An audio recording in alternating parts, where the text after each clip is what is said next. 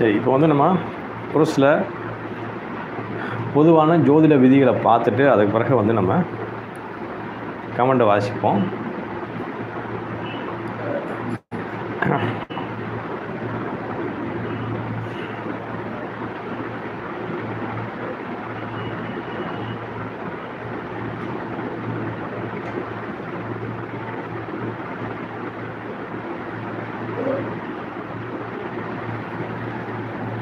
சரி, இப்போ வந்து செவ்வாய்க்கிழமை. இந்த செவ்வாய்க்கிழமை வந்து முருகன் வழிபாடு செய்வது நமக்கு மிகவும் சிறந்த நாளாக இருக்கும் அப்படிங்கிற மாதிரி அமைப்பு வந்து இருக்குங்க. அப்போ முருகன் வழிபாடு செய்வது வந்து நமக்கு பலவித கஷ்டங்கள், சிக்கல், பிரச்சனை இதெல்லாம் வந்து தீரும் அப்படிங்கிற மாதிரி அமைப்பு வந்து இருக்கிறது. இப்போ முருகன் வழிபாடு செஞ்சோம் அப்படின்னா நம்ம வாழ்க்கையில் வந்து செவ்வாய்க்கிழமை தோறும் முருகன் வழிபாடு செய்யும்போது நமக்கு வாழ்க்கையில் வந்து நிறைய கஷ்டங்கள் தீர வாய்ப்பு உள்ளது, கஷ்டங்கள் குறையும் அப்படிங்கிற மாதிரி அமைப்பு வந்து இருக்குது.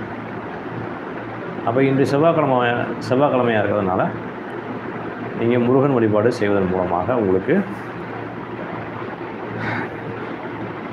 நன்மைகள் நடக்கும் அப்படிங்கிற மாதிரி இருக்குது.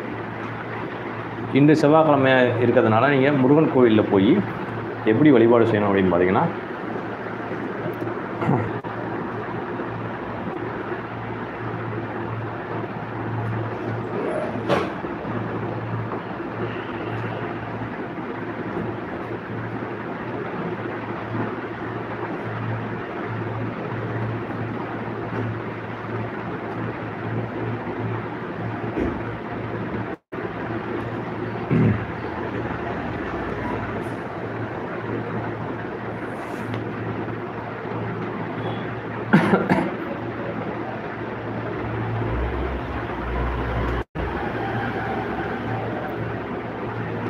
இந்த ஜாதகத்தில் செவ்வாய் தோஷம் இருக்குது அப்படின்னு வந்து கவலைப்படுறவங்க, வருத்தப்படுறவங்க வந்து எல்லாம் வந்து எப்போ அப்படின்னு பார்த்தீங்கன்னா, இந்த செவ்வாய்க்கிழமை தோறும் உங்கள் வீட்டுக்கு அருகில் உள்ள முருகன் கோவிலில் போய் 2 நெய் விளக்கு போட்டுட்டு முருகனுக்கு வழிபாடு செஞ்சீங்க அப்படின்னா வந்து உங்களுக்கு செவ்வாய் தோஷம் இருந்தாங்கன்னா செவ்வாய் தோஷம் வந்து நிவர்த்தி ஆகிடும். செவ்வாய் தோஷத்தினால வந்து உங்களுக்கு திருமணம் தாமதம் ஆகிட்டுருக்கு, அதனால் வந்து உங்களுக்கு கஷ்டங்கள் இருக்குது அப்படிலாம் வந்து இருந்தால்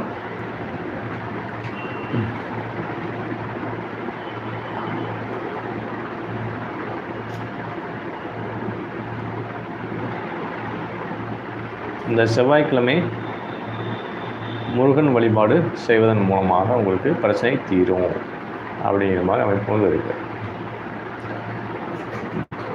அப்போ செவ்வாய்க்கிழமை வந்து நீங்கள் முருகனை வழிபாடு செய்வதன் மூலமாக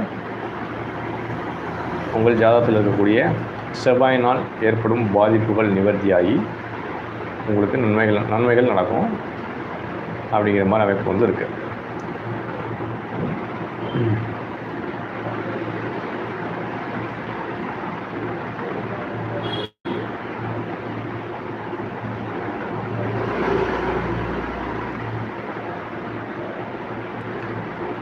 அதே போல் ஜாதகத்தில் வந்து செவ்வாய்க்கு வந்து பூமி காரகன் என்று பெயர்.